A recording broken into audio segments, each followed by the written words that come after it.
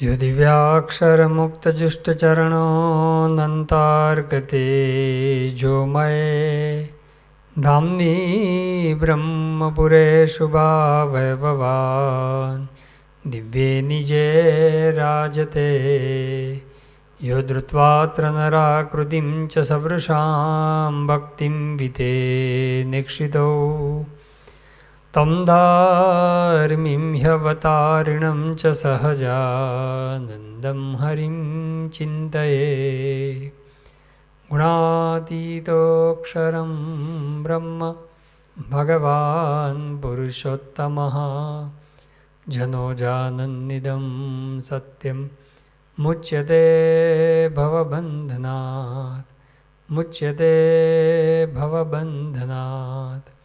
श्री स्वामिनारायण भगवाननी जय। अक्षर पुरुषोत्तम महाराजनी जय। गुणातीतानंद स्वामी महाराजनी जय। भगत जी महाराजनी जय।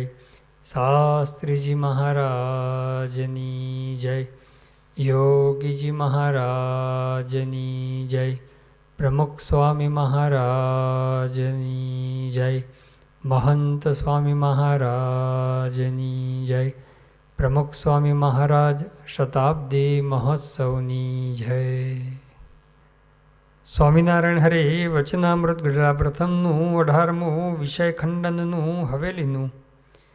સ્વામિનારાયણ હરે સંવત 1876ના માક્ષરવદી છઠને દિવસ રાત્રિ પાછલી પોર બાકી હતી ત્યારે સ્વામી શ્રી સહજાનંદજી મહારાજ શ્રી ગઢડા મધ્યે દાદા ખાચરના દરબારમાં આથમણે બારણે ઓરડાની ઓસરીને આગળ ફળિયામાં ઢોલિયા ઉપર વિરાજ્યા હતા અને સર્વ શ્વેત વસ્ત્ર ધારણ કર્યા હતા. પંચ ઇન્દ્રિયો દ્વારા જે માઇક પંચ વિષય ભોગવે છે તો બુદ્ધિ ભ્રષ્ટ થાય છે અને ભગવાન અને સંત સંબંધી જો વિષય ભોગવે તો એની બુદ્ધિ પવિત્ર થાય છે, નિર્મળ થાય છે. એની વાત આપણે જોયેલી. એ જ વાત વિસ્તારથી શ્રીજી મહારાજે આગળ પણ કરી. પંચ વિષય, માઇક પંચ વિષય, એનો જે ત્યાગ કરવો એ કઠણ તો છે જ. ગુણાતીતાન સ્વામીએ એમની 5મા પ્રકરણની એક વાતમાં લખ્યું કે લોઢાની, લાકડાની કે સોનાની બેડી એ કોઈક કાળે ભાંગી જાય. બેડી મીન્સ ચેઇન. એ કોઈક દિવસ લોઢાની હોય કે લાકડાની હોય કે સોનાની હોય એ પણ કોઈક દિવસ ભાંગે. પણ આ પંચ વિષયના પાસલારૂપ બેડી એ ટળે દેવી નથી. તેવા જે પંચ વિષય એ ટાળવા માટેનો ઉપાય શ્રીજી મહારાજે બતાવ્યો કે નિયમમાં રહેવું અને વિષયનો, માઇક વિષયનો ત્યાગ કરી ભગવાન સંબંધી વિષય એ ભોગવવા એ સમજાયું. ગુણાતીતાન સ્વામીએ બીજી એક વાતની અંદર લખ્યું કે આ સત્સંગની અંદર 2 પ્રકારના ભક્ત છે, સત્સંગી છે. એક વિષય મળે તો રાજી થાય અને એક વિષય ટળે તો રાજી થાય. એવી વાત સ્વામીએ 5મા પ્રકરણની 378મી વાતમાં લખ્યું. આમ સીધું જ છે કે વિષય મળે તો રાજી થાય અને વિષય ટળે તો રાજી થાય. મળે ને ટળે એટલા શબ્દનો ફેર છે, પણ એની અંદર આખું વ્યક્તિનું અંતઃકરણ એ ફરી જતું હોય છે. જે મળે અને રાજી થતો હોય એ ધીરે ધીરે કરતાં એ સત્સંગમાંથી એ વિમુખ થવાનો, ભ્રષ્ટ થવાનો, અને ટળે ને રાજી થાય એ ધીરે ધીરે એ આગળ વધવાનો. તે પણ સ્વામીએ આપણને એ વાત બતાવી. ગુણાતીતાન સ્વામીએ કીધું કે ભગવાનના જે ભક્ત છે એને તો વિષય સુખ મળે એ તો નરક જેવું છે. એવી વાત શ્રીજી મહારાજે પણ વરતાલનું 19મું વચનામૃત, એ વરતાલના 19મા વચનામૃતની અંદર શ્રીજી મહારાજે સમજાવ્યું. મહારાજ શરૂઆતમાં જ વાત કરે છે કે ભરતખંડને વિશે મનુષ્ય દેહ આવે ત્યારે ભગવાન કે ભગવાનના અવતાર એ જરૂર પૃથ્વી પર વિચરતા હોય. એની ઓળખાણ થાય ત્યારે ભગવાનનો ભક્ત થાય. હવે ભગવાનનો એકવાર ભક્ત થયો પછી શ્રીજી મહારાજ કહે છે કે ભગવાનના ભક્ત થયા પછી ભગવાનના ધામનું જે સુખ છે તેની આગળ માઇક પંચ વિષયનું સુખ છે તે તો નરક જેવું છે. અને જે નરકના કીડા છે તે તો નરકને વિશે પરમ સુખ માને છે. પણ જે મનુષ્ય હોય તે તો નરકને પરમ દુઃખદાયી જાણે છે.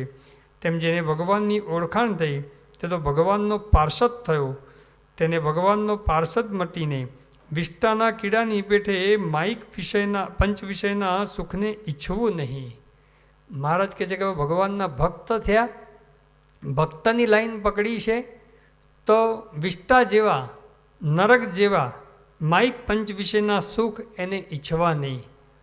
અને ભગવાનના ભક્ત થયા ને એટલે ભગવાન અને સંત આવા એકાંતિક સત્પુરુષ છે, પ્રમુખ સ્વામી મહારાજ, મહંત સ્વામી મહારાજ જેવા પુરુષનો યોગ થયો ને એ આપણને પંચ વિષયમાંથી બહાર કાઢવા માટે આવ્યા છે. ગુણાતીતાન સાહેબની એક વાતની અંદર લખ્યું, સ્વામી કે વિષય માગે તે ભક્ત નહીં અને વિષય આપે તે ભગવાન નહીં. ભગવાનને મોટા સંત છે એ વિષય આપવાના નથી, અને જો આપણે માગીએ તો આપણે ભક્તમાંથી પણ ટળી જઈએ. બીજી પણ એક વાતમાં ગુણાતીતાન સ્વામીએ લખ્યું કે જેને આ સાધુનો યોગ થયો છે, આ પુરુષનો યોગ થયો છે, મોટા સાથેનું જોડાણ થયું છે, તેને ધક્કા મારીને પણ અક્ષરધામમાં લઈ જાય. એટલે પ્રશ્ન પૂછ્યો કે ધક્કો મારીને લઈ જાય એટલે શું?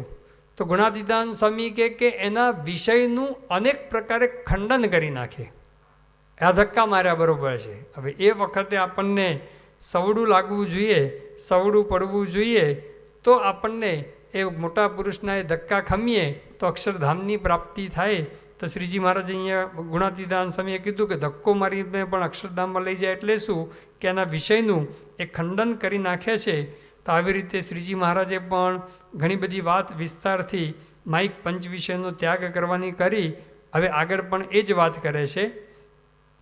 અને પંચ ઇન્દ્રિયો દ્વારા જીવ જે આહાર કરે છે તે આહાર જો શુદ્ધ કરશે તો અંતઃકરણ શુદ્ધ થશે, અને અંતઃકરણ શુદ્ધ થશે તો અખંડ ભગવાનની સ્મૃતિ રહેશે.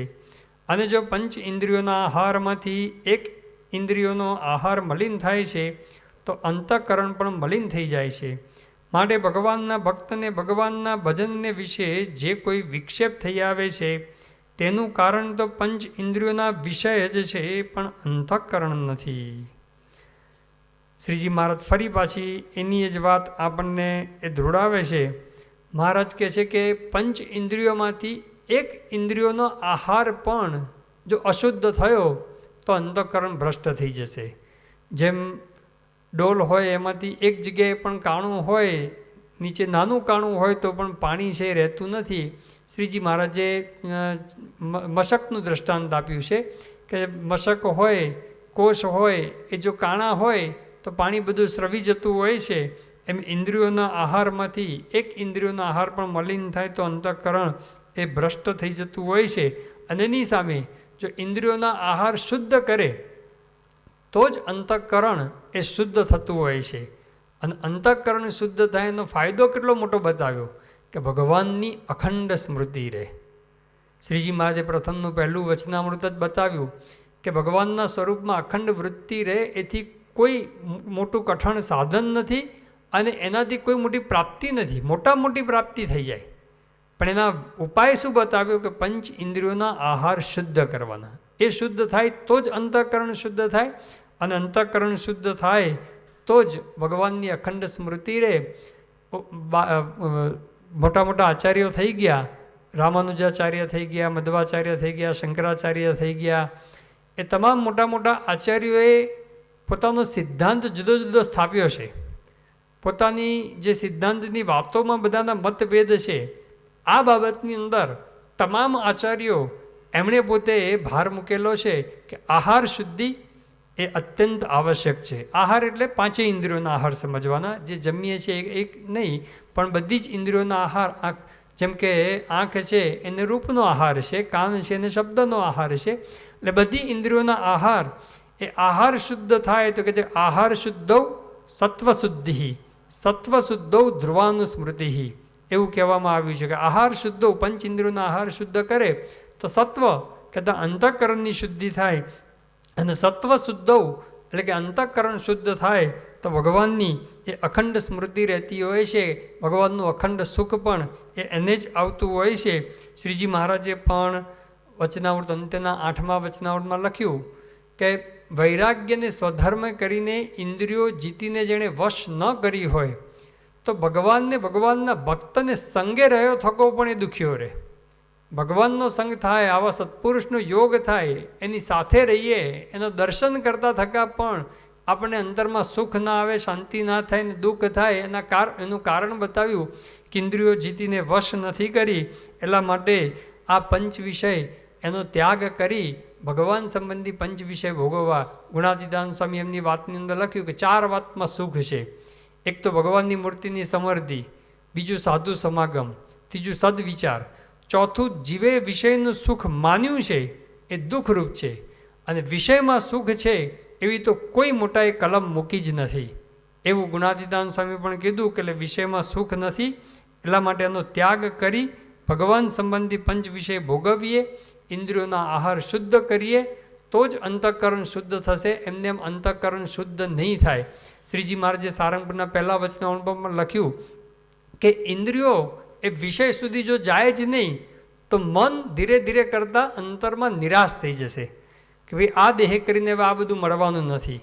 પણ જો ઇન્દ્રિયો કુમાર્ગે દોડે રાખે અને મનને આ બધા ખોરાક બહારથી પૂરા પાડે રાખે તો મનને તો આ બધા વિષયો ગમે જ છે. એટલા માટે બળજબરીથી પણ ઇન્દ્રિયોને મરડીને પણ ગમે તેમ કરીને આ વિષય માર્ગમાંથી પાછી વાળી અને ભગવાનના માર્ગે વાળવી તો જ અંતઃકરણ શુદ્ધ થશે.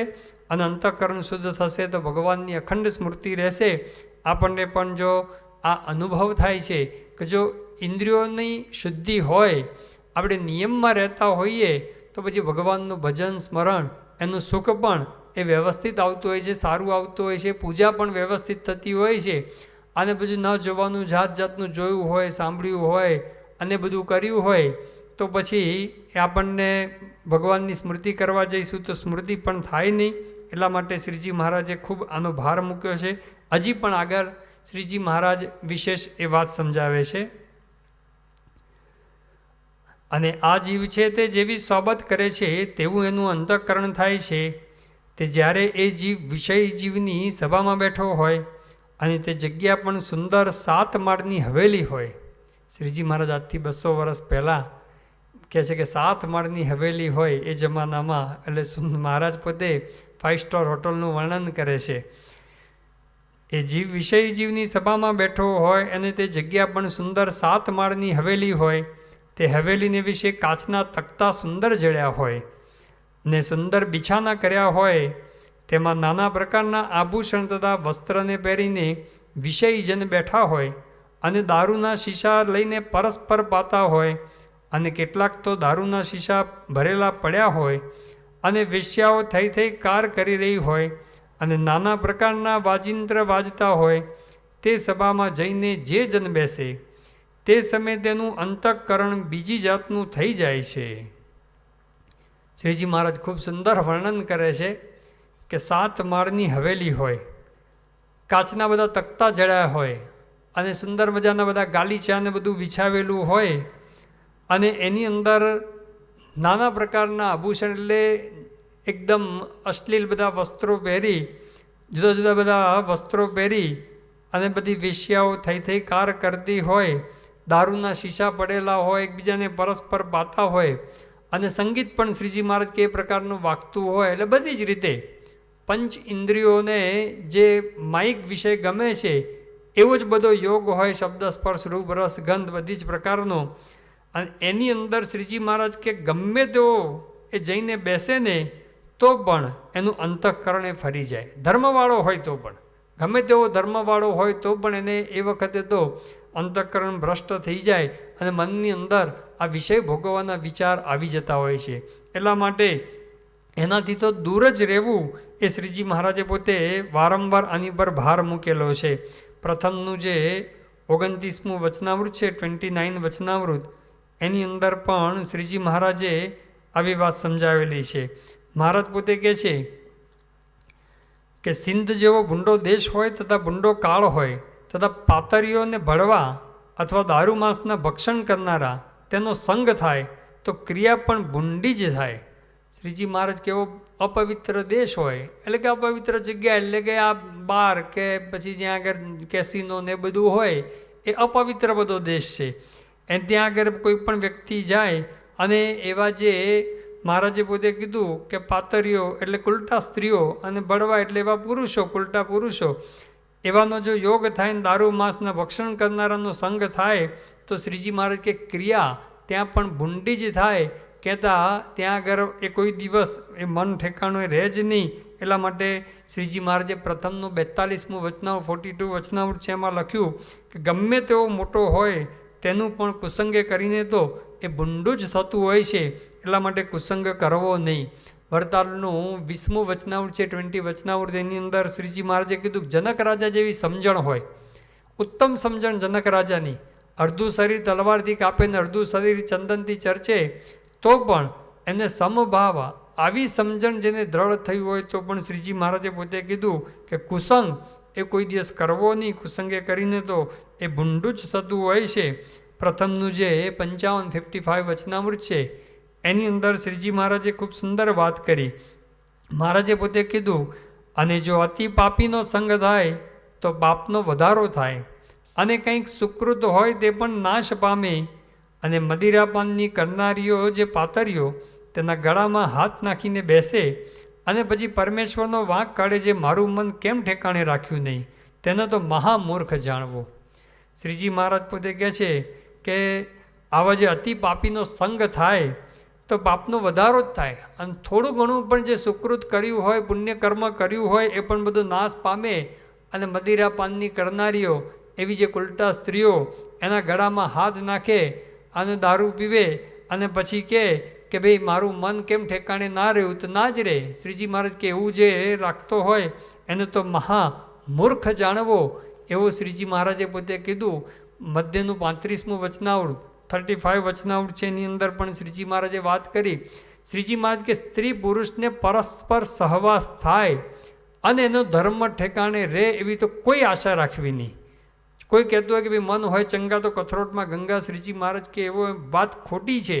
એવો કોઈ પુરુષ દીઠો નથી ને એવી કોઈ સ્ત્રી પણ અમે જોઈ નથી કે પરસ્પર સહવાસ થાય અને એનો ધર્મ રહે, એવું મહારાજ કે અમે જોયું જ નથી. એટલા માટે એનો તો ત્યાગ કરી અને નિયમમાં વર્તવું એ જ શ્રીજી મહારાજ પોતે બતાવે છે. અને આવો જો કુસંગનો યોગ થાય તો કેટલી હદ સુધીનું પરિવર્તન થઈ જતું હોય છે, અંતઃકરણ ભ્રષ્ટ થઈ જતું હોય છે. એની વાત સારંગપુરના 18મા વચનાવની અંદર શ્રીજી મહારાજ પોતે વાત કરે છે. અને જો કુસંગ મળે ને કુસંગીના વચનને વિશે શ્રદ્ધાવાન થાય તો વૈરાગ્ય વિવેકાદિક જે ગુણ તે સર્વે નાશ પામી જાય છે. જેમ ખાર ભૂમિ હોય તેને વિશે ગમે તેટલો મેઘ વરસે પણ તેમાં તૃણાદિક ઉગતા ન હોય, તે જ ખાર ભૂમિને વિશે પાણીની રેલ આવે તો ખાર સર્વે ધોવાઈ જાય, અને જે ઠેકાણે ખાર હતો તે ઠેકાણે કાંપ ચડી જાય. પછી તે કાંપ બેડા વડ પીપળા આદિ વૃક્ષના બીજ આવ્યા હોય તે બીજ ઉગીને મોટા મોટા વૃક્ષ થાય છે. તેમ જેના હૃદયને વિશે પૂર્વે કયા જે સ્વધર્માદિક ગુણ તે દ્રઢ હોય. શ્રીજી મહારાજ પૂર્વે જે વાત કરે છે એમાં સ્વધર્મ, વૈરાગ્ય, વિવેક, જ્ઞાન, ભક્તિ આદિ કલ્યાણકારી ગુણ એ સંતના સમાગમે કરીને બધા આવતા હોય છે. તો શ્રીજી મહારાજ કે આ બધા સ્વધર્માદિક ગુણ જેના જીવનની અંદર દ્રઢ હોય અને જગત સંબંધી વિષય સુખનો અંકુર પણ ઉઠે એમ ન હોય. જગત સંબંધી પંચ વિષયનો અંકુર એટલે સંકલ્પ પણ એના જીવનની અંદર ઉઠે નહીં એવો કોઈ વ્યક્તિ હોય, પણ એને પણ તેને જો કુસંગ થાય તો તેના હૃદયને વિશે કુસંગરૂપી પાણીને વેગે કરીને જગત પારદાઓ રૂપી આવીને કાંપ ભરાય. પછી તે કાંપમાં કામ, ક્રોધ, લોભ, મોહ, મદ, મત્સરાદિક જે બીજ રહ્યા છે તે સર્વે ઉગીને મોટા મોટા વૃક્ષ થાય છે. માટે ભગવાનના ભક્તો હોય તેને કોઈ દિવસ કુસંગ ન કરવો. જે જગત સંબંધી વિષયનો અંકુર ઉઠે નહીં એવા વ્યક્તિના અંતરની અંદર પણ શ્રીજી મહારાજ કહે છે કે જ્યારે કુસંગનો યોગ થાય ત્યારે બધા કામ, ક્રોધના બધા મોટા બીજ આવીને પડે અને એમાંથી જ મોટા મોટા વૃક્ષ થતા હોય છે. એટલા માટે એ કુસંગ કરવો નહીં. પ્રથમનું 16મું વચનાવૃત આપણે જોયેલું. એની અંદર શ્રીજી મહારાજે વાત કરી કે પોતાના એકાંતિક ધર્મમાં ખોટ લાવે એવા જે પદાર્થ અને કુસંગ એને ઓળખી રાખવા અને એનાથી છેટે રહેવું ને એના બંધનમાં આવવું નહીં. 3 વાત કરી કે પહેલાં પેલું તો આવા પદાર્થ, આવા કુસંગ એને ઓળખી રાખવો પડે કે ભાઈ આ વ્યક્તિ, આ વાતાવરણ, આ બધું છે કુસંગ છે. અને બહાર તો કુસંગ ક્યાં જોવા જવું? અત્યારે તો આપણે વાત કરીએ કે ભાઈ મોબાઈલની અંદર પણ કુસંગ છે, તો આપણે ઓળખી રાખવો પડે કે ભાઈ આ કુસંગ છે અને એને ઓળખીને એનાથી છેટે રહેવું. અને એના બંધનની અંદર આવવું નહીં. જો એના બંધનની અંદર આવે તો શ્રીજી મહારાજે કીધું કે જરૂર એકાંતિક ધર્મની અંદર પણ એ ખોટ આવી જતી હોય છે. તો શ્રીજી મહારાજે આપણને આ ચેતવ્યા છે. એટલા માટે જરૂર આવા કુસંગથી દૂર રહેવું. અને એની સામે બીજી પણ વાત કરે છે શ્રીજી મહારાજ. અને ત્રણની ઝૂંપડી હોય ને તેમાં ફાટેલ ગોદડીવાળા પરમહંસની સભા બેઠી હોય અને ધર્મ જ્ઞાન વૈરાગ્ય ને ભક્તિ સહવર્તમાન ભગવદ્ વાર્તા થતી હોય તે સભામાં જઈને જે જન બેસે ત્યારે તે સમયે તેનું અંતઃકરણ બીજી રીતનું થાય છે. માટે સત્સંગને અને કુસંગને યોગ્ય કરીને જેવું અંતઃકરણ થાય છે તેને જો વિચારીને જુએ તો જાણ્યામાં આવે અને ગબરગણને તો કાંઈ ખબર પડતી નથી.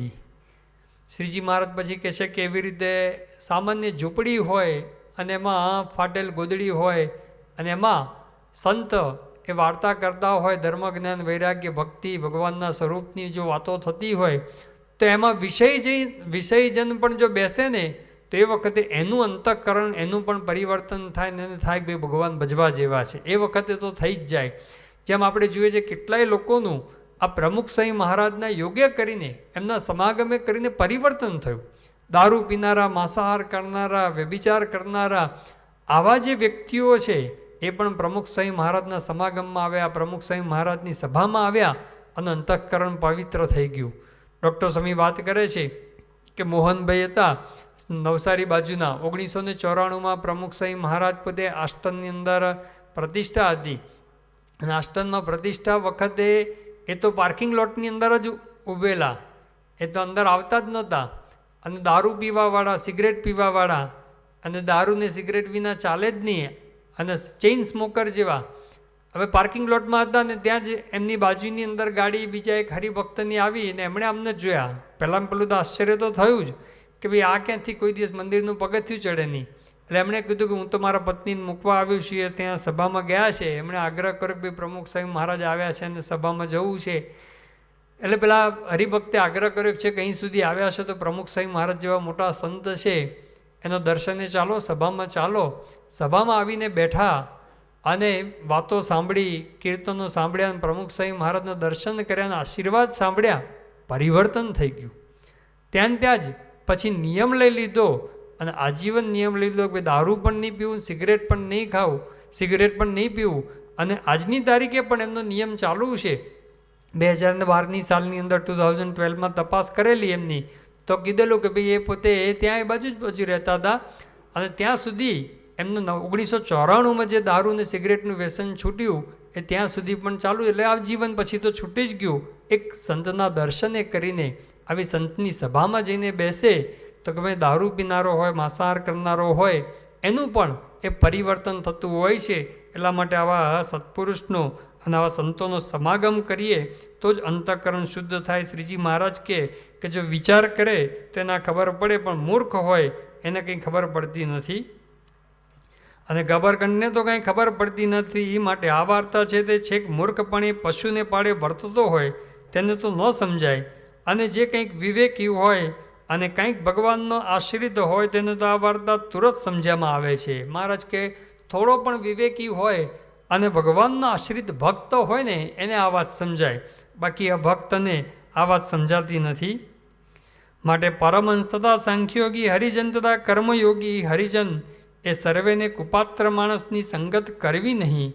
અને સત્સંગ થયા મોર તો ગમે તેવો કુપાત્ર જીવ હોય તોય તેને નિયમ ધરાવીને સત્સંગમાં લેવો, પણ સત્સંગમાં આવ્યા પછી કુપાત્રપણું રાખે તો બાઈ અથવા ભાઈ જે હોય તેને સત્સંગ બહાર કાઢી મેળવો. અને જો ન કાઢે તો એમાંથી જાજુ ભૂંડું થાય. જેમ જે આંગળીને સર્પે કરડી હોય અથવા કીડિયારાનો રોગ થયો હોય અને તેટલું અંગ જો તુરંત કાપી નાખે તો પંડે કુશળ રહે, તેનો લોભ કરે તો જાજો બિગાડ થાય. તેમ જે કુપાત્ર જીવ જણાય તેનો તત્કાળ ત્યાગ કરજો. અને આ અમારું વચન છે તે ભલા થઈને સર્વે જરૂર રાખજો. તો જાણીએ તમે અમારી સર્વ સેવા કરી અને અમો પણ તમને સર્વેને આશીર્વાદ દઈશું અને તમો ઉપર ઘણા પ્રસન્ન થઈશું. કાં જે તમે અમારો દાખલો સુફળ કર્યો અને ભગવાનનું ધામ છે ત્યાં આપણ સર્વે ભેળા રહીશું. અને જો એમ નહીં રહો તો તમારે અને અમારે ઘણું છેટું થઈ જશે અને ભૂતનું કે બ્રહ્મરાક્ષસનું દેહ આવશે અને હેરાન થશો, અને જે કંઈક ભગવાનની ભક્તિ કરી હશે તેનું ફળ તો રઝળતા રઝળતા કોઈક કાળે પ્રગટ થશે. ત્યારે પણ અમે વાત કરી તે પ્રમાણે રહેશો, ત્યાર પછી મુક્ત થઈને ભગવાનના ધામમાં જાશો. શ્રીજી મહારાજ ફેરવી ફેરવીને ભારપૂર્વક પાછી આ જ વાત કરે છે. એમાં વચ્ચે એક બીજી વાત પણ કરે છે કે સત્સંગ થયા પહેલાં ગમે તેવો કુપાત્ર વ્યક્તિ હોય તો એને સત્સંગમાં લેવો. આ સત્સંગ છે એની અંદર તો દરેકને સુધરવાની એક તક હશે. એટલા માટે ભગવાનને સંત દયાળુ છે, ગમે તેવા પાપી જીવ હોય એને પણ સત્સંગની અંદર દાખલ થવાની, એન્ટ્રી લેવા માટે શ્રીજી મહારાજ છૂટ આપે છે. પણ શ્રીજી મહારાજ કે સત્સંગમાં આવ્યા પછી પણ જો કુપાત્રપણું રાખે તો પછી શ્રીજી મહારાજ કે છે કે એને પછી કાઢી મૂકવો. એ વારંવાર સમજાવવા છતાં પણ કુપાત્રપણું રાખે તો કાઢી મૂકવો. સંત સ્વામી વાત કરતા કે યોગીજી મહારાજના વખતની અંદર યોગીજી મહારાજે પોતે એક વ્યક્તિને આવું કુપાત્રપણું રાખતા હતા અને બધું બાઈઓ સાથેનો બધો પ્રસંગ રાખતા હતા. તો સંત સ્વામી કે એક ઘડો પાણી ઢોળાયું, એટલે કે પાણી નિયમ આપ્યો, એક ઘડો પાણી ભરાય એટલા નિયમ આપ્યા કે ભાઈ તમે આ બધો પ્રસંગ મૂકી દો, બાઈઓનો પ્રસંગ મૂકી દો, આપણી રીત નથી. તેમ છતાં પણ મૂક્યો નહીં. પછી યોગીજી મહારાજે એમને વિદાય કર્યા. યોગીજી મહારાજે એમને સત્સંગમાંથી વિદાય કર્યા. તો શ્રીજી મહારાજ કહે છે કે આવી રીતે કુપાત્રપણું સત્સંગમાં આવ્યા પછી પણ રાખે તો પછી મોહબત રાખવી નહીં. કીડિયારના રોગનું દૃષ્ટાંત આપે છે. પહેલાંના સમયની અંદર કીડિયારાનો રોગ થતો, એટલે હાથમાં કે પગમાં, એ આંગળીમાં ને એ બધામાં આ બધો રોગ થતો કે જેમાં કીડીનું દર હોય અથવા તો ઉધઈની જ બધું પેલું હોય એ ટાઈપનું આખું એ આંગળી ઉપર પગ ઉપર થઈ જાય. એ વખતે એની કોઈ દવા નહોતી. હવે આખા શરીરમાં પ્રસરે પહેલાં એટલું અંગ એ કાપી નાખવામાં આવે, અને કાપી નાખે તો પછી આગળ પ્રસરતો બંધ થઈ જાય. એમ આવા જે કુપાત્ર વ્યક્તિ હોય એને શ્રીજી મહારાજ કે બહાર કરી દઈએ તો પછી સત્સંગમાં સડો પેસતો એ અટકી જાય. નહીંતર તો ઘણો બધો બગાડ, પોતે તો બગડે પણ એના યુગમાં જે કોઈ આવે એ બધાને પણ બગાડે. એટલે આવા કુપાત્ર માણસને તો મહારાજ કે કાઢી નાખવા. અને ત્યાર પછી મહારાજ ફરી પાછી ફેરવીને વાત કરે છે કે આ જે અમારું જે વચન છે તમે સર્વે જરૂર રાખજો તો તમે અમારો દાખલો એ સુફળ કર્યો છે એમ અમે જાણીશું. શ્રીજી મહારાજનો દાખલો એટલે મહારાજ પોતે અક્ષરધામમાંથી પધાર્યા, કેટલી કરુણા કરી, કેટલી કૃપા કરી. મોહન સાંઈ મહારાજ પોતે કહે છે ને કે અનંત કોટી બ્રહ્માંડના અનંત જીવોના અનંત જન્મના પુણ્ય ભેગા કરીએ તો પણ જે શ્રીજી મહારાજ આ પૃથ્વી પર ન પધારે એ શ્રીજી મહારાજ કૃપા કરી, કરુણા કરી અને આ પૃથ્વી પર પધાર્યા. જે કીધું ને, હે હરિ હરિ પ્રભુ કરુણા કરી, નર નારી ઉગારવા ને નર તનુ ધરી. કે ભગવાને પોતે કરુણા કરી, કૃપા કરી અને આપણને ઉગારવા માટે, અક્ષરધામમાં લઈ જવા માટે આ લોકમાં પધાર્યા છે. એ કેવળ એમની કૃપા છે, કેવળ એમની કરુણા છે. મહારાજે પોતે મહાનુભાવન સ્વામીના પ્રસંગ દ્વારા પણ બતાવ્યું. મહાનુભાવન સ્વામી સારંગપુરની અંદર શ્રીજી મહારાજને પગે લાગવા માટે ગયા, ચરણ સ્પર્શ કરવા માટે. શ્રીજી મહારાજે પગ ખેંચી લીધા. એમણે કીધું કે મહારાજ તમારા ચરણાવિંદ માટે તમે કેટલા દાખલા કર્યા, કેટલા પુરુષાર્થ કર્યા, કેટલો માર તિરસ્કાર સહન કર્યો, કેટલી બધી તપસ્યાઓ કરી. શ્રીજી મહારાજે દ્રષ્ટાંત આપ્યું કે એક શેઠના ત્યાં આંગણું વાળવાનું હતું અને એક પોતે ગરીબ નો એક દીકરો હતો, એણે પોતે આંગણું વાળી દીધું. શેઠ રાજી થયા. રાજી થઈને કીધું કે તારે શું જોઈએ? એણે કીધું મને અધમણ સોનું આપો, 10 કિલો સોનું. શેઠે કીધું કે 2 પૈસાનું કામ કર્યું તો અધમણ સોનું માગે છે. એમ શ્રીજી મહારાજે દ્રષ્ટાંત આપીને કીધું કે તમે ગમે તેટલા બધા દાખલા કરો, પુરુષાર્થ કરો, 2 પૈસાનું કામ છે. એની સામે અધમણ સોનું અમારા ચરણાવીને માગો તો કોઈ રીતે આ ચરણાવીને પૃથ્વી પર આવે નહીં. કોઈ રીતે આ શ્રીજી મહારાજનો અને વર્તમાન કાળે આ સત્પુરુષ એનો આપણને યોગ થાય નહીં. કોટી તપ કરીને, કોટી વ્રત કરીને, કોટી દાન કરીને, કોટી યજ્ઞ કરીને પણ જે ભગવાનને સાધુને પામવા હતા તે આજ આપણને મળ્યા છે. તો અનંત જન્મના એ પુણ્ય ભેગા કરીએ તો પણ જે પુરુષનો યોગ ના થાય એ પુરુષનો યોગ આપણને થયો, કૃપા કરીને એનો યોગ થયો છે. કેવળ એમની દયા છે, કરુણા છે. તો અક્ષરધામમાંથી પોતે કૃપા કરી, કરુણા કરીને પધાર્યા. તો મહારાજ કે અમારો દાખલો સફળ થયો ક્યારે ગણાશે?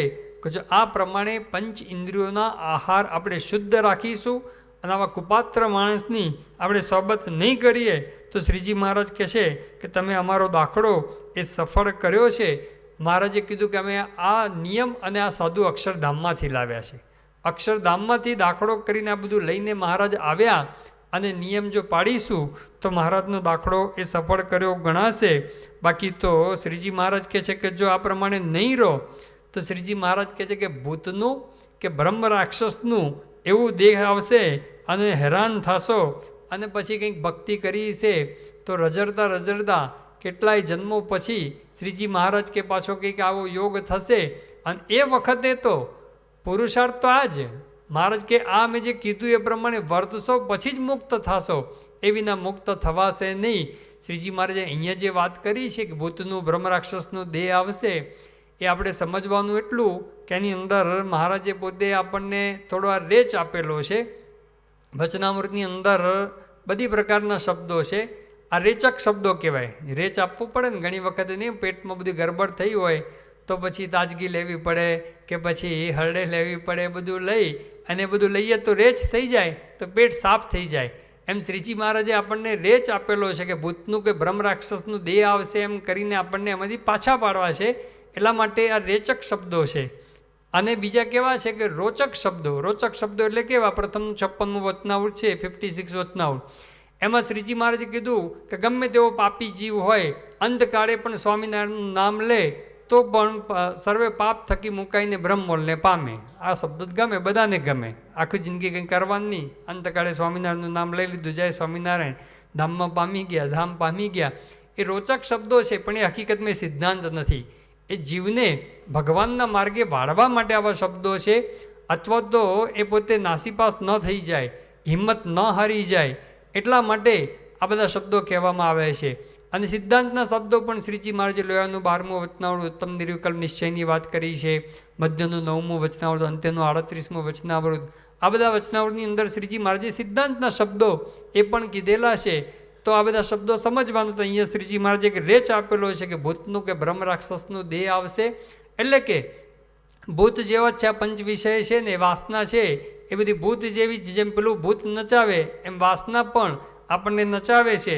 એટલા માટે એ ભૂતનો દેહ જ કહેવાય. એ મનુષ્યનો દેહ હોય તો પણ વાસના હોય તો બધું ભૂતની જેમ જ માણસને નચાવે છે. પણ શ્રીજી મહારાજે કીધું ગમે ત્યારે પણ આ જન્મે તેનું કલ્યાણ નહીં જ થાય. એ બીજે જન્મે, ત્રીજે જન્મે, ચોથે જન્મે પણ ગમે ત્યારે આ શ્રીજી મહારાજે જે આપેલા નિયમો છે નિયમ પ્રમાણે વર્તીશું તો જ મહારાજ કહે છે કે મુક્ત થવાશે. એ વિના તો મુક્ત નહીં થવાય. એવી વાત શ્રીજી મહારાજે પોતે કરી અને ત્યાર પછી બીજી પણ કેટલીક વાતો કરે છે.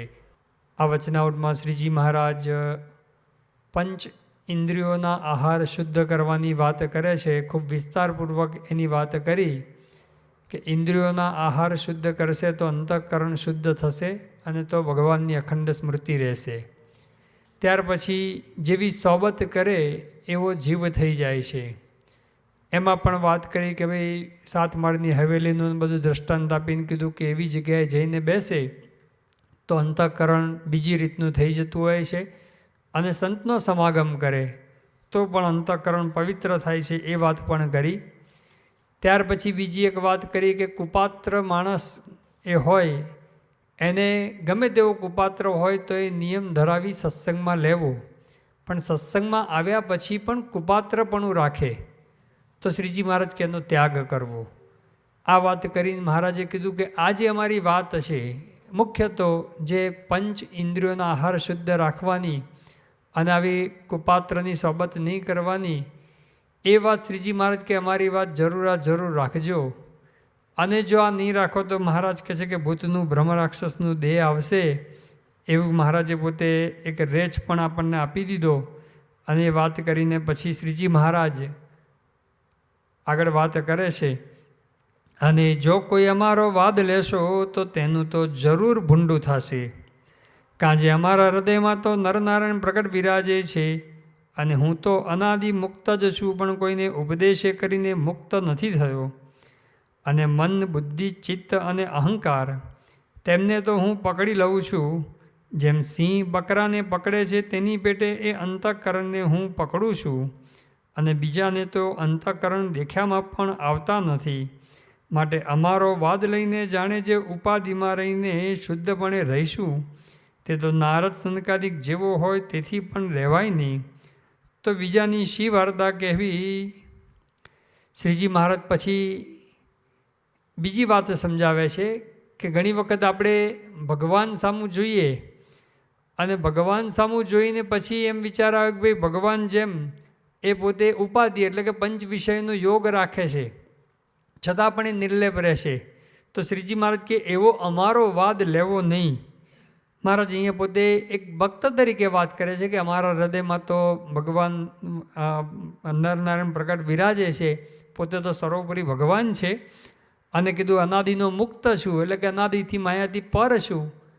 પણ પછી જે વાત કરી કે અંતઃકરણને તો હું શ્રીજી મહારાજ કહે છે કે ઇન્દ્રિયો અંતઃકરણને સિંહ બકરાને જેમ પકડે એવી રીતે પકડું છું. હવે સિંહ છે ને એ પોતે ગાય કે ભેંસ કે બીજા ઝીબ્રા એ બધાને પણ પકડે અને બકરાને પકડે, એમાં આસમાન જમીનનો ફેર છે. કારણ કે પેલા બધાને પકડે તો કદાચ ગમે તેમ કરીને એ લોકો છટકે છે એવું પણ જોવા મળે છે. આપણે જોઈએ છે કે તરાપ મારે પકડવા જાય તો ઘણી વખત બરાબર પકડાય નહીં, છટકી પણ જાય અને એમાં સિંહને પણ ઘણું વાગતું હોય છે એ બધાને ભેંસને કે એને મારવા જાય ત્યારે.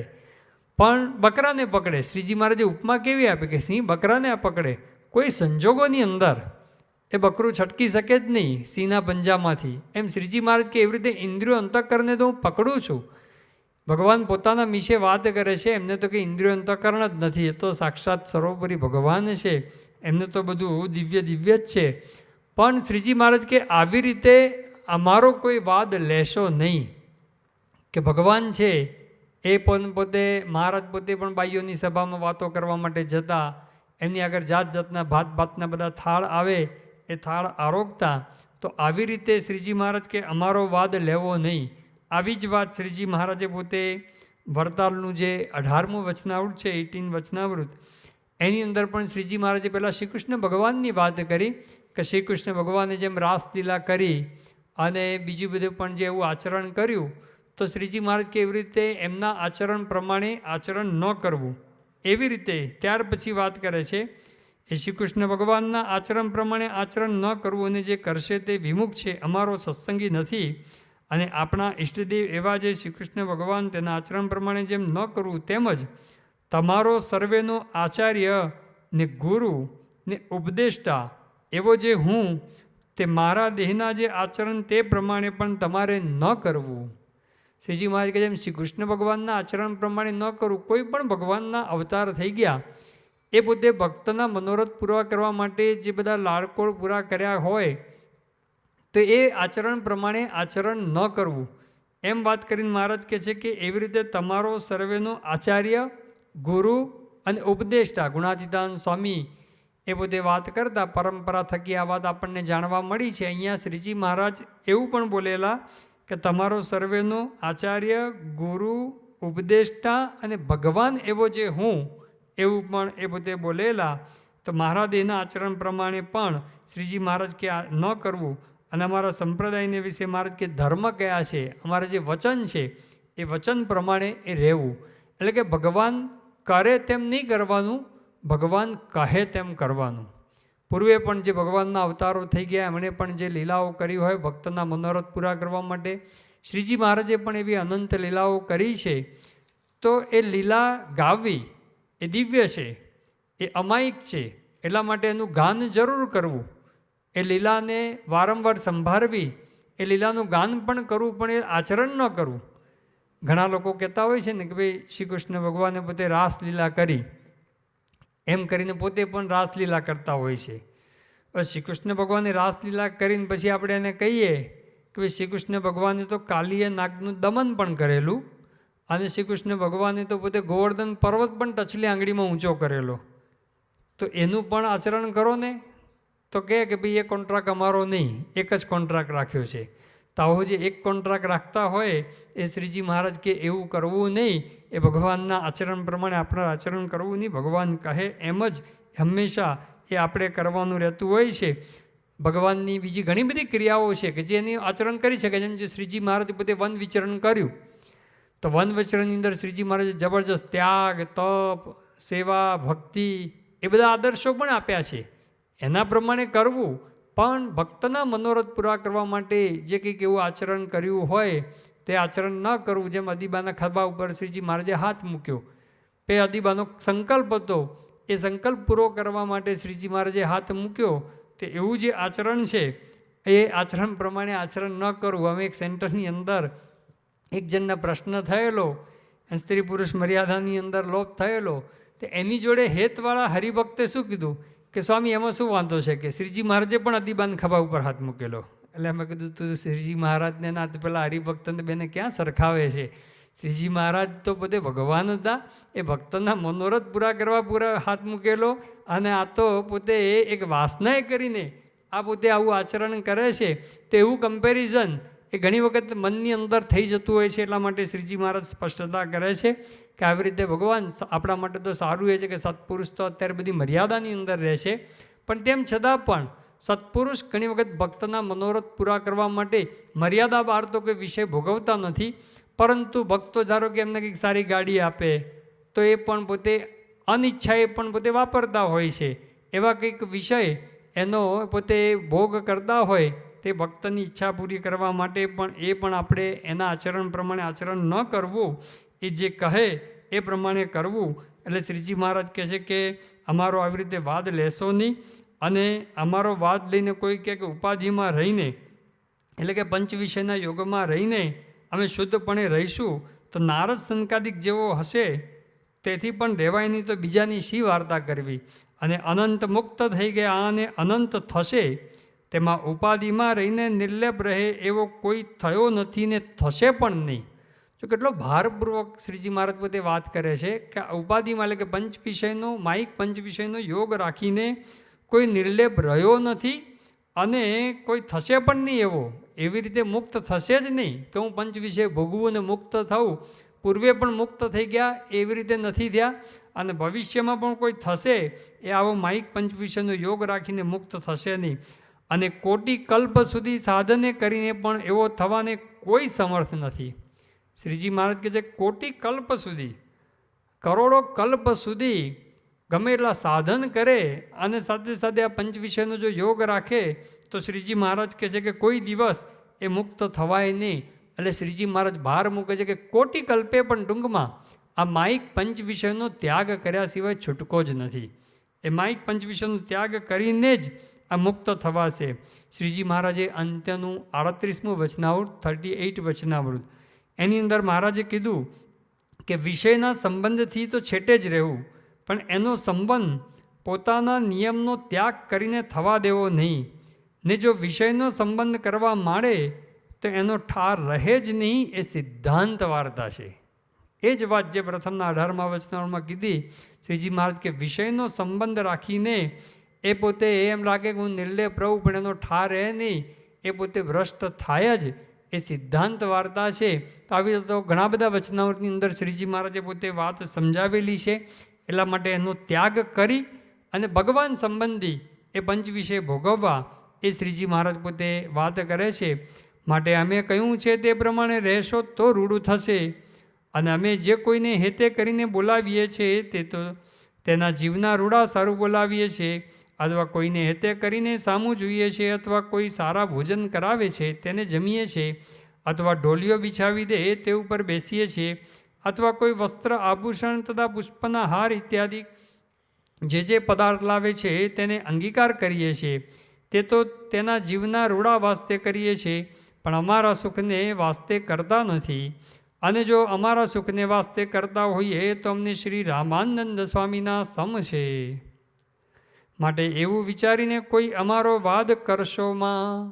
શ્રીજી મહારાજ ફરી ભારપૂર્વક એની જ વાત કરે છે કે અમારો વાદ લેશો નહીં. અમે કોઈને હેતે કરીને બોલાવીએ, કોઈ ઢોલિયો બિછાવી દે એની પર બેસીએ, કોઈ પુષ્પના હાર લાવે, વસ્ત્ર આભૂષણ લાવે, સારા ભોજન લાવે, આ બધું જે કંઈ અંગીકાર કરીએ છીએ એ તો ભક્તના એ રૂડાને અર્થે શ્રીજી મહારાજ કે અમે અંગીકાર કરીએ છીએ, અમારા સુખ માટે કંઈ છે જ નહીં.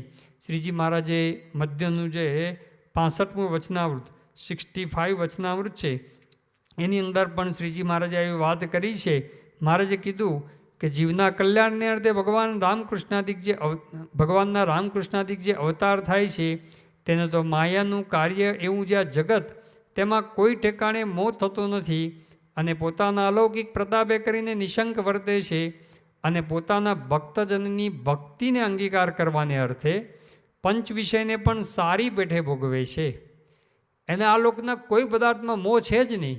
ભગવાનના અવતાર થાય છે અને શ્રીજી મહારાજ સ્વયં પોતે સર્વોપરી ભગવાન એ પણ આ પૃથ્વી પર આવ્યા.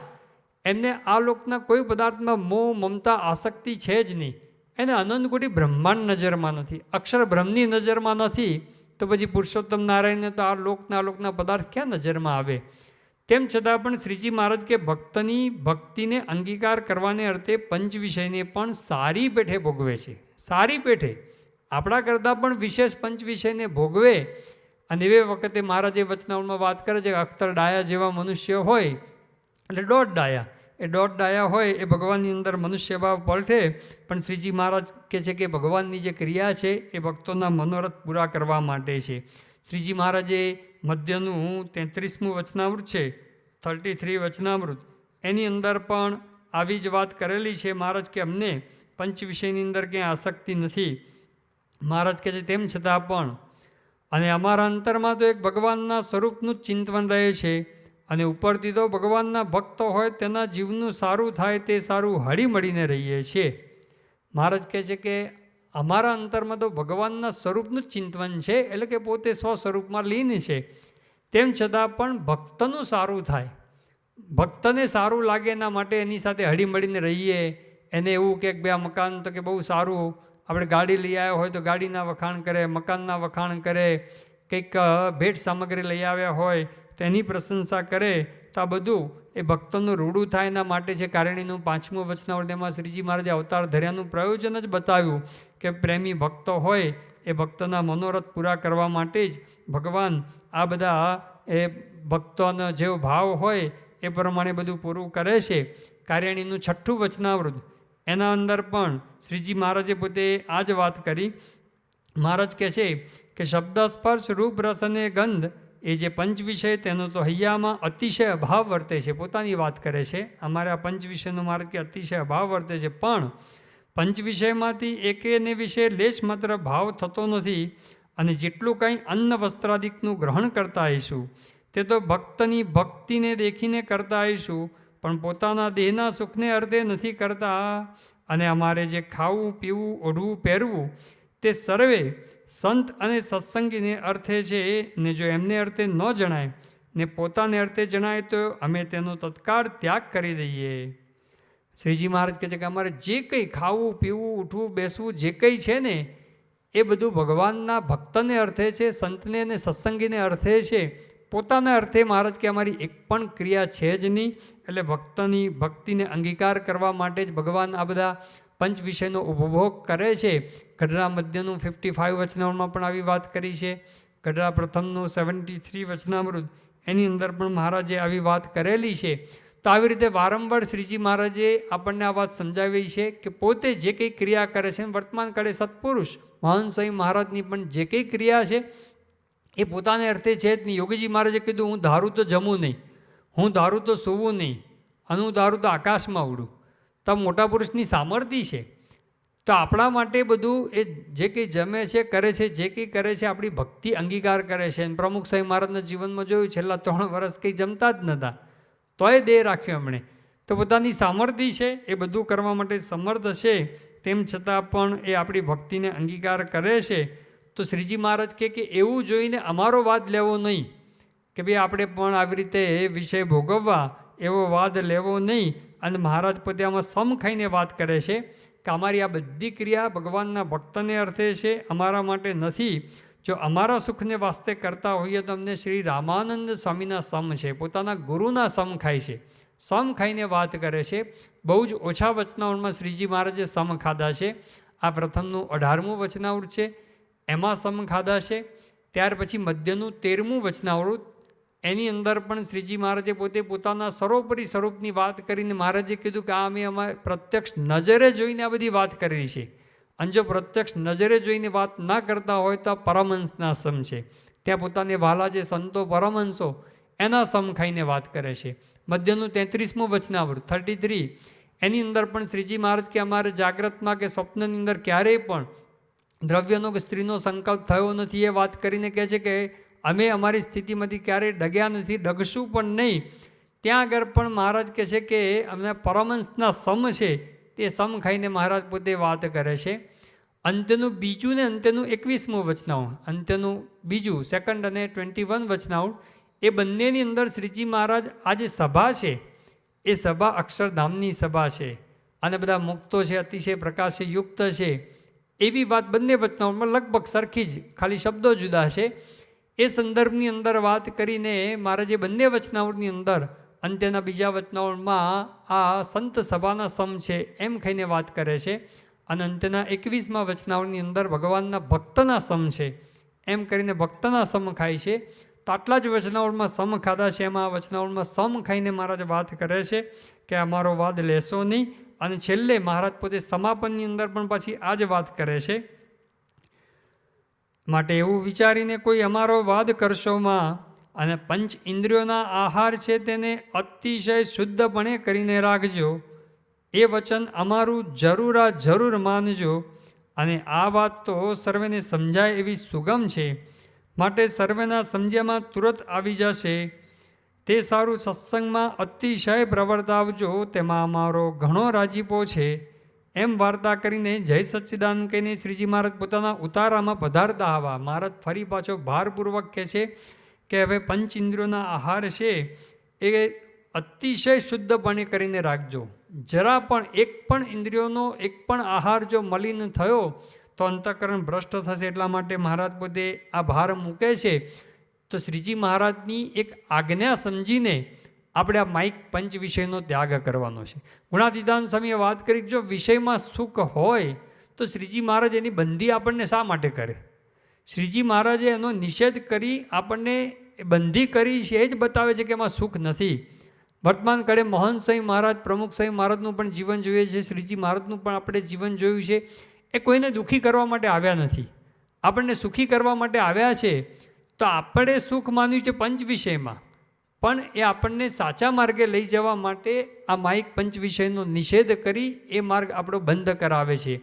એટલા માટે આ એક વિચાર કરીને શ્રીજી મહારાજની આજ્ઞાનો વિચાર કરી કે ભાઈ મહારાજની આજ્ઞા છે માટે મારે આ માઇક પંચ વિષય ભોગવવા નથી, મોહન સાંઈ મહારાજની આજ્ઞા છે એમ માનીને આપણે એમાંથી પાછા વળવાનું.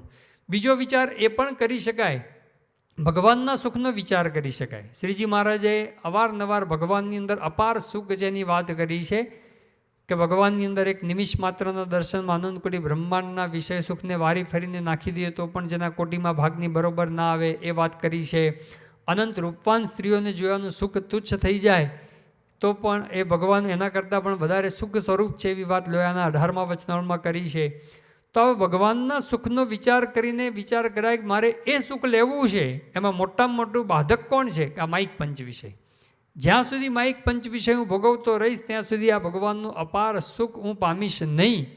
એટલા માટે મારો આનો ત્યાગ કરી અને ભગવાનના સુખની અંદર એ મારે રમવાણ રહેવું છે.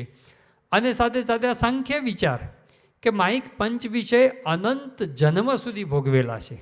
શ્રીજી મહારાજે મધ્યનું 47મું 47 વચનામૃત છે, એમાં તો શ્રીજી મહારાજ કેવી વાત કરે છે કે પૂર્વે દેવ અને મનુષ્ય દેહે કરીને, દેવોના દેહ પણ ઇન્દ્રાદિક દેવતા પણ થયા અને મનુષ્યના દેહ કરીને અનંત વાર સુધી, અનંત જન્મ સુધી, મહારાજ અનંત જન્મ શબ્દ વાપરે છે, અનંત જન્મ સુધી એ વિષય ભોગવ્યા છે. તો પણ તૃપ્તિ થઈ નથી, થશે પણ નહીં એવી વાત કરી. તૃપ્તિ થઈ તો નથી, મોહન સાંઈ મહારાજ આની ઉપર ખાસ ભાર મૂકે છે કે ચલો તૃપ્તિ થઈ નથી પણ આગળ પણ કહે છે કે થશે પણ નહીં. આવા બીજા અનંત દેહ ધરીશું તો પણ તૃપ્તિ થવાની નથી. તો કયો માર્ગ રહ્યો? પાછા વળવું એ જ માર્ગ રહ્યો. એમાંથી પાછા વળવું એ સિવાય બીજો કોઈ માર્ગ જ નથી. આધ્યાત્મિક માર્ગે જેણે પ્રગતિ કરવી હોય એણે આ માઇક પંચ વિષય મૂકવા જ પડે. શ્રીજી મહારાજે પણ કીધું કે સૌ હરિભક્તને રે રહેવું હોય મારે પાસ, તો તમે મેલજો રે મિથ્યા પંચ વિષયની આશ.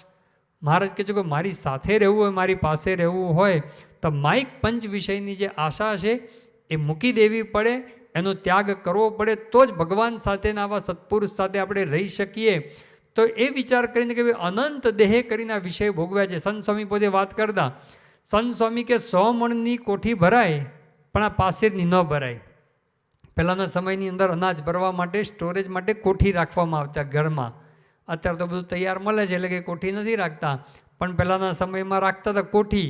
એ 10 મણ 20 મણ 25 મણ મોટા દરબાર ને બધા હોય અને રાજા મહારાજા હોય તો 100 મણની પણ કોઠી રાખે. આખા વર્ષનું અનાજ બધું એની અંદર ભરી રાખે.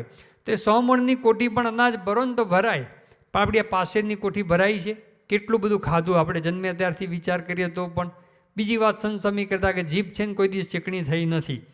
કેટલું બધું તેલ ને ઘી ને કેટલું બધું ખાઈ ગઈ તો એ ચીકણી થઈ જાય.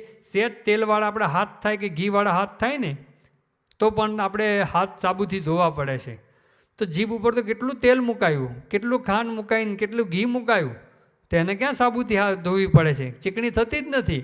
એટલે ટૂંકમાં એમાંથી તૃપ્તિ થઈ નથી. એવી રીતે આ તો એક રસની વાત કરી, પણ શબ્દ સ્પર્શ રૂપ રસ ગંધ એ પંચ વિષય અનંત જન્મ સુધી ભોગવ્યા છે, તૃપ્તિ થઈ નથી, થવાની નથી. એટલા માટે એમાંથી પાછું વળવું એ જ એક માર્ગ છે. અને આ એક વિચાર કરીને કે ભગવાનનું સુખ મારે મેળવવું છે, જો માઇક પંચ વિષયનું આશા મૂકી દઈશ તો જ ભગવાનનું આવું સુખ પ્રાપ્ત થશે. આવો મહિમાનો આત્મવિચાર, ઘણા બધા વિચારો શ્રીજી મહારાજે આપ્યા છે, પણ આવા વિચાર કરીને મુખ્ય તો કદાચ બીજું કશું સમજાય ન સમજાય પણ આજ્ઞા છે એમ માનીને પણ આમાંથી આપણે પાછા વળવાનું છે. એ શ્રીજી મહારાજ વારંવાર આ વચનાઓની અંદર ભારપૂર્વક આપણને સમજાવ્યું છે કે આ માઇક પંચ વિષયનો ત્યાગ કરી અને ભગવાન સંબંધી પંચ વિષય ભોગવવા. એની અંદર મહારાજ કે આટલું વચન અમારું જરૂર માનજો. અને એની અંદર શ્રીજી મહારાજ કહે છે કે અમારો આ વાત પ્રવર્તાવવામાં ઘણો રાજીપો છે.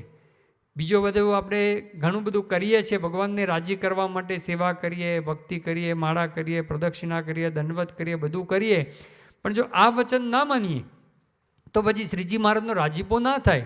ગમે રીતે માળા કરીએ, પ્રદક્ષિણા કરીએ અને સાથે બધું વિષય ભોગવે રાખીએ તો પછી ભગવાનનો રાજીપો થતો નથી. એમ વિચારીને આ ભગવાનનો રાજીપો મારે પ્રાપ્ત કરવો છે અને રાજી કરવા માટે આ માઇક વિષયનો ત્યાગ કરવો છે. અને મોટામાં મોટું તો આપણને એવા સત્પુરુષ મળ્યા છે, એના બળે કરીને આ બધું શક્ય છે. બાકી બહાર કંઈ શક્ય નથી. અનંત જન્મો સુધી આપણે વિષય ભોગવ્યા છતાં પણ એમાંથી પાછા વળી શક્યા નહીં. આ વખતે આપણને એમાંથી પાછા વાળી અને ભગવાન સુધી પહોંચાડે એવા સત્પુરુષ મળ્યા છે. એ સત્પુરુષના બળે કરીને પણ, એમને રાજી કરવા છે વિચારે કરીને પણ આ શક્ય છે. એમાં પાછું નાસીપાસ થવાની પણ જરૂર નથી. એવું નથી કે આ અશક્ય છે, આ શક્ય જ છે એમ વિચારી, એવો મહિમા વિચારી અને આપણે આ મહારાજનો જે ઘણો રાજીપો છે આ વાત આપણા જીવનમાં દ્રઢ કરવાની છે અને પ્રવર્તાવવાની છે. ઇતિ વચનામૃતમ ગઢડા પ્રથમનું 18મું વચનામૃત થયું. શ્રી સ્વામિનારાયણ ભગવાનની જય.